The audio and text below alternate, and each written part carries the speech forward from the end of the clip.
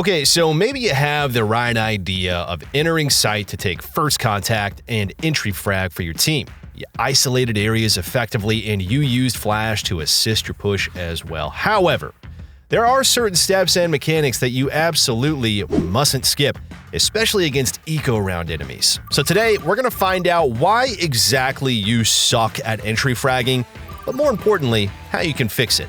But before we get into it, if you feel like you have been struggling in ranked recently, you are not alone.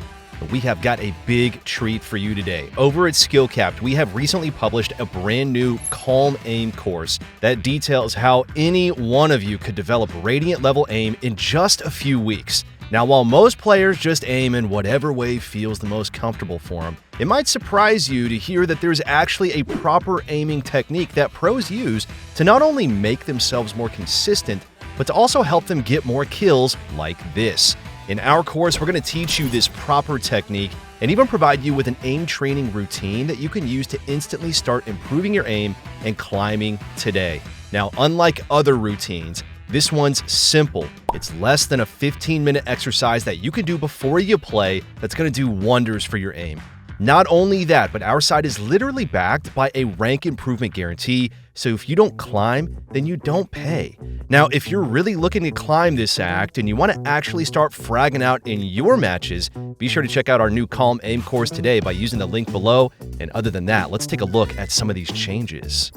So the common mistake people make when entry fragging is how they exit smokes. But before we dive a little bit deeper into that, let's clarify one thing here first. Entry fragging is not an exclusive role for Duelist. Okay, a lot of people think this. This means that whether you're an initiator, a controller, or even a sentinel, you are capable of entry fragging just like everyone else. Now, while it is true that Duelists are equipped with the best kits for entry fragging, it can and should be done by anyone other than a Duelist if the situation calls for it. Now back to our topic. Have you ever noticed how often you get picked off as soon as you step out of smokes or even moments before you even do so? This usually happens because you're running straight forward and you're allowing the enemy to spot your gun barrel poking out of the smoke. Instead, you should make it a habit to exit smokes by strafing out of them instead. For example, angle yourself by pre-aiming an area before strafing out of the smoke. It should be one fluid movement with no hesitation so you won't give the enemy an advantage. Although it is worth noting that you should either wait out smokes or use utilities, it is best to develop the habit of strafing out of them regardless. Now that said, movement abilities are also useful when exiting smokes. Jet can dash out of smoke simultaneously with a teammate's flash or recon. Another related Jet mechanic is how she can dash into her cloud burst, also simultaneous with a flash or a recon, then exit out of it as soon as the utility activates or detects someone. Raze can also satchel out in combo with assistive utilities. Now, to be more efficient, it is best to practice air strafing with her satchel so you can navigate areas a little bit better and be a little bit more of a difficult target to hit. And also, Neon can slide out of smoke, similar to Jet and Raze's mobility, and well, you kind of get the picture of where we're going here. You can basically utilize Duelist mobility skills paired with flashes or recons to safely exit smokes and entry frag properly. Non-Duelist agents with mobility skills, such as Chamber, Omen, can also get a little bit creative with exiting out of smokes as well. Similar to how the mentioned Duelist operate with supportive utilities, Omen can TP into an unpredictable spot to catch enemies off guard. However, Omen's TP does take a bit of time, so we definitely recommend to use this sparingly.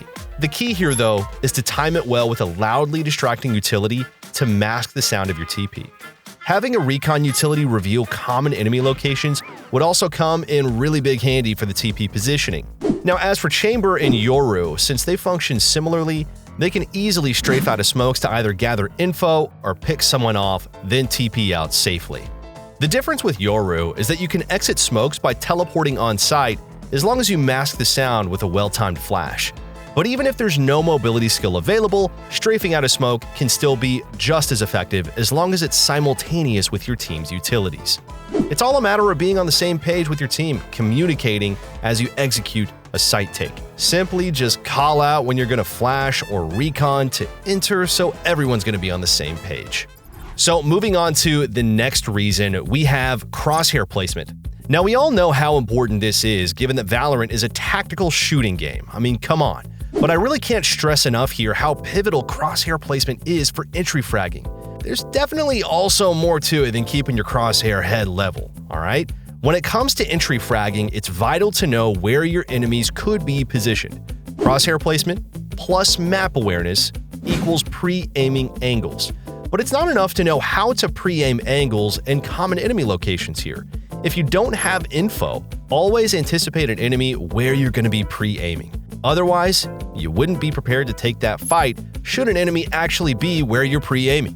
Nevertheless, developing the habit of pre-aiming minimizes the adjustments that you really need to make to hit those headshots. Another aspect to be wary of when considering crosshair placement, though, is checking your minimap. And with the help of info-gathering utilities too, such as Trailblazer, Owl Drone, Recon Dart, and many more, pre-aiming angles is going to be much easier. Once an enemy is revealed, you simply have to note their presence on the minimap so you know where to aim your crosshair. Jett, in particular, can make the most out of this mechanic due to her dash into cloudburst combo. Once a teammate takes contact, Jett can pre-aim from inside her smoke and swing out for a double peek or trade. So, to sum it up, crosshair placement for a successful entry fragging, it's all about aiming head level, pre-aiming common angles, and exercising map awareness at the same time. So another reason you absolutely fail at entry fragging is that you keep forcing entries when the odds are against you and against your team. A common scenario of this is when you rush into site and you end up dead only to find out that your teammates are still stuck in the smoke on main. Now, this often happens due to the lack of synergy and communication in your teams. Entry fraggers, especially Jett, Raze, and Neon, can get into sight in an instant. Therefore, other agents who aren't as agile do tend to get left behind to the enemy's utility dump. They're either slowed or they're mollied, which forces them to wait the utility out, being unable to support and trade you. As such, being on the same page with your team, it's always going to be a must. And the key to fixing this is keeping an open communication. Always ask your team as an entry fragger if you should already enter so they can use abilities and entry with you.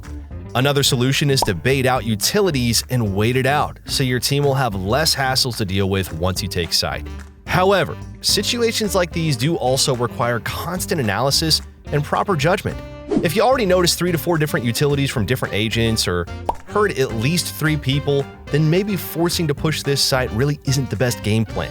You need to know when to call it quits and try different areas of the map to at least even the playing field. So here's a really good example we gathered of knowing when to retreat and when to regroup and just rethink everything. Watch out for trips. Wait, chill. Come back. AD on site, very slow. We'll go right garage. Can you smoke garage window? I can't. 10 seconds.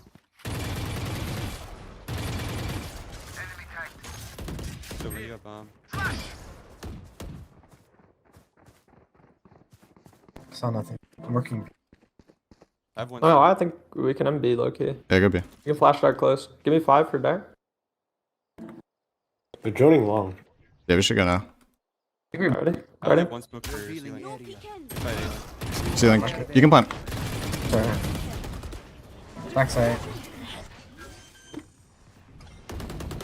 Gone. They went. One enemy remaining. Nice. Z play. Let's take it. You wanna go? No, just plant. Yeah, okay. Ceiling. Nice, boys. As soon as Zekin realizes the site is too crowded, he calls for a retreat. Now, this is mainly because of the enemy's Cypher setup and KO's 0 points suppressing them. Sova stayed behind for a bit to keep some presence alive on C, while Phoenix and Zekin made noise toward Garage. Now, soon enough, they ended up taking B with a bunch of trade-offs from both teams. And ultimately, the round resulted in a dub thanks to Zekin's call to reevaluate that strategy. This round from Zekin is a really good reminder to know when to hit the brakes and just take it a little bit more slowly. Not all rounds have to be rushed, and you really need to mix things up to keep your enemies on their toes. Running default plays to gather info and playing contact is a great way of making entry fragging a whole lot easier. Since you're not giving away positionings and sound cues, you have a really high chance of catching enemies off guard since you can beat things like mollies. You're basically keeping the enemies guessing since they won't have the info on your team's whereabouts. Rushing sites once in a while can bamboozle your enemies, but default plays and baiting out utilities are tried and tested methods that also help win rounds effectively. And this mechanic is something entry fraggers like you must take advantage of to improve your entry. So entry fraggers often fail at, well, entrying. And they end up getting picked off quickly before getting anything done because they're bad at scaling safely. But don't worry here, it's completely understandable, and you're probably wondering what scaling really even means. What is scaling? Scaling means that you're just like, you're moving up, you know, like you're moving. That's all it really means. Like you're running up, you're entering, yada yada yada. So example would be like, I'm running up long, this means I'm scaling. You want to keep your crosshair head level where the enemy can peek at all times, okay? So as I'm scaling along, I'll show you an example of what it's going to look like, okay? Starting from here. I'm scaling here, boom. I'm looking here the whole time. Ready for him to peek. Look here, because he could be here. Then I look default. I look here. Okay? That's how it should look like. You're just putting your crosshair around the head level as you're running up, because then when the opponent peeks, like say he does peek here, you're ready for him. Say he peeks here, you're ready for him. You may not always get a headshot, but at least your crosshair is always going to be in the general position. Or like, oh, he peeked. Then you're ready. So scaling, when we say that, is basically how you cover ground and you take space on the map. Take note that this does include objectives you need to clear in order to claim that space. So how exactly do you scale safely into sight or an area your team wishes to control on the map? Take a look at how Zekin and his team weave their way into sight after working mid in this compet match. Watch out there, cross. Pushing! Down mid, down. Don't fight They him. have like dog or Wait, anything. they have 3 people. That's 3 people. Just try not to die. Try not to die. Neon stuck bottom. I'll break it for you. Oh, fuck. Two. Nice, one more. He's got away mail. He got to mail. I'm smoking mail off right now. Can we come back B, boys? Come back B. Smoke. Yeah, Yep. could be. Nice. Can we clear bottom mid first, me like up. the box? Come back to me B, no Yeah, boys. I just want to make sure it wasn't close. I have one smoke in third. Work my cam A too. You have a dog too or no? Fuck it. No, just stay there. We're just gonna leave jet mid. I only have one smoke for this set. There's gonna be many men here. We can take our time. He can backstab me. Any I man. think you guys just bait me. I'm not Okay, gonna lie. 3, 2. You have There's him. rushers on the. Just Go wait, back, just wait. go, Come back. Oh, go, Copy go. jet. Or is pillar. Wait. Back deep. Dead. I'm planning for B Evan. One man. Vents. Both, I'm smoking right? spawn See right now. both? The round starts with Zekin holding B main, while the rest of his team makes presence on mid and bait out utilities. While the main purpose of taking contact on mid was to bait out utilities and divert attention, they were awarded with the enemy Neon's head. Now as for Zekin, notice how he stays put here, holding and jiggling B main without moving forward. The plan is for the team to end up in B, so all he needs to do is ensure there are no flankers from B main. Pushing forward alone could have easily sullied the plan of creating a diversion on mid. So here we learn that scaling isn't just about moving forward, but also when to hold your ground before proceeding. It's really going to throw off the enemy. After baiting some utilities and getting the Neon, Zekin calls for a regroup from his team on B main. And as soon as they join up with Zekin, he now pushes forward, signaling the next phase of their strat. Take a look at how Zekin just inches his way forward. Not only does he keep his crosshair head level, but he also adjusts it seamlessly with his movement. Now, if you've heard of the term slicing the pie for peeking in Valorant, this is exactly the way to do it. Shift peeking will only give your enemies more advantage in catching you first before you do them. Therefore, head level crosshair placement, fluid movement in slicing the pie, and preparedness to take fights are the key components of scaling safely without the use of utilities. So moving to our next point here, efficient utility usage is what adds an extra safety layer to scaling. And to put things into perspective with our Zekin clip here, take a look at how he and his team use their utilities to clear different angles. 1. Clove starts to place smokes to cover the enemy's choke points. 2. Jung QT used his Trailblazer to gather info on the immediate right side. 3. Zekin sends his Boombot to clear backside and throws a paint shell to cover the plant area. 4. Cypher holds the angles from backside in the plant area to cover Zekin as he throws his utilities. 5. And for the final layer here, Jet lurks mid, slowly making his way to heaven while the enemies are busy. While it may look simple as you watch this VOD, if you start to break down what Zekin's team did, you're really going to start to realize the layers behind the utility usage for them to scale the site safely. And just like that, the site is theirs with only Cypher as their casualty. Now, although it did get messy near the end when Jet and Zekin got picked off, the ends justify the means as John QT and Clove secure the round after a well-fought battle. Always remember that being able to scale safely is really what makes successful entry frags. And again, anyone can be an entry fragger even if you're not a duelist.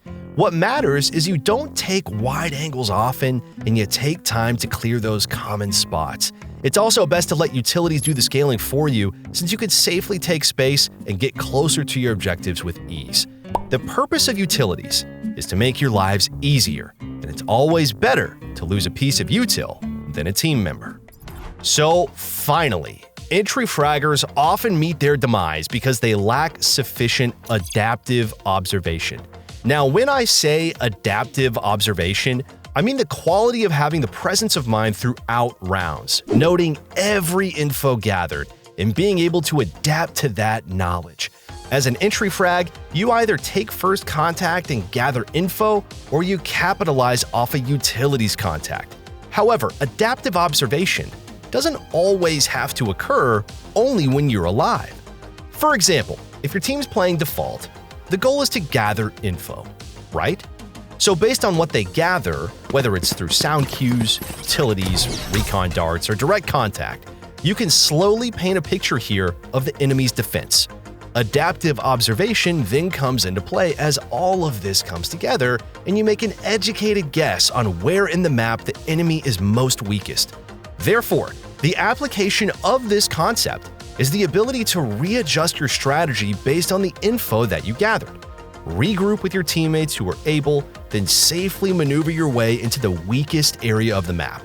Now, what I mean about adaptive observation not being exclusive to entry fraggers while they're still alive is you can make this call even as a spectator. So let's look at how Sam does this in action. Standing ahead. Oh, okay. Dion, Garage. Alright, I got you, Shanks. he jumped in a window. Take flight. Running short, can walk up long, I guess. Dropping smoke. Jet short, jet short. Yeah. Like, bro, but how though? Gun here. There's 2 A lanes. Wait, maybe even 3. C is Set, clear, alright. C is clear, C is clear. All 3. We're fucked. We lost. One down. Nah, chill. C is clear, trust. I'm just guessing. I'm going to spawn. I'm gonna go peek him. Yeah, he has a bucket. What? Someone's in My bullet defensive didn't work. spawn. Let me reload.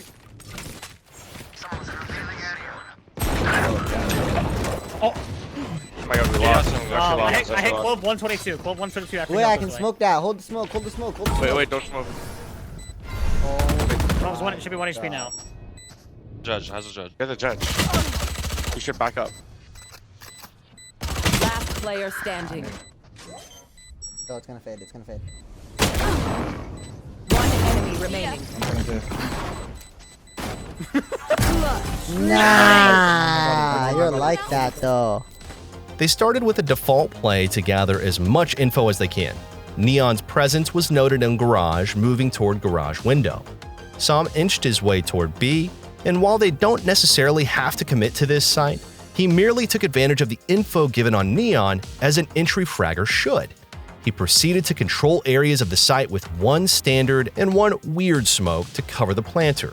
Sova was able to note Jet's presence on A short with the help of Sova's drone. Sam decided to enter his smoke to play rat with a Bucky, but unfortunately, the enemy Clove beat him to that idea. However, the upside to this whole situation is that they now know where the enemy Clove is, so that's still info gathered.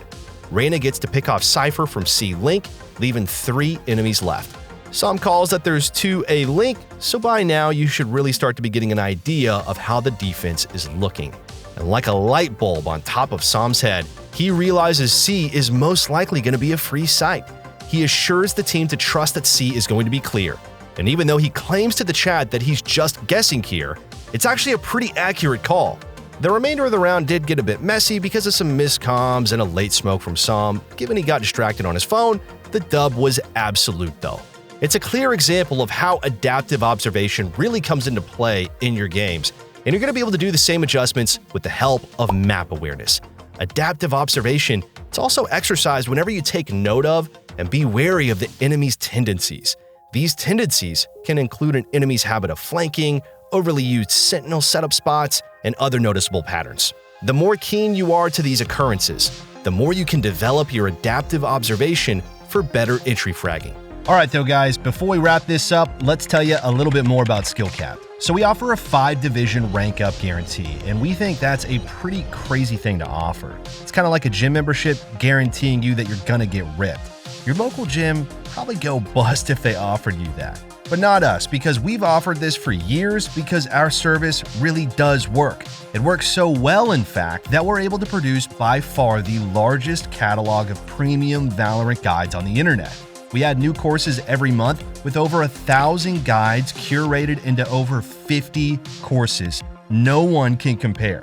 We also have a direct line of communication with subscribers in our Discord so that you can get connected immediately to some of the best players in the game who will respond to every question you ask. Sign up today for as little as $6.99 a month if you're serious about improving your game.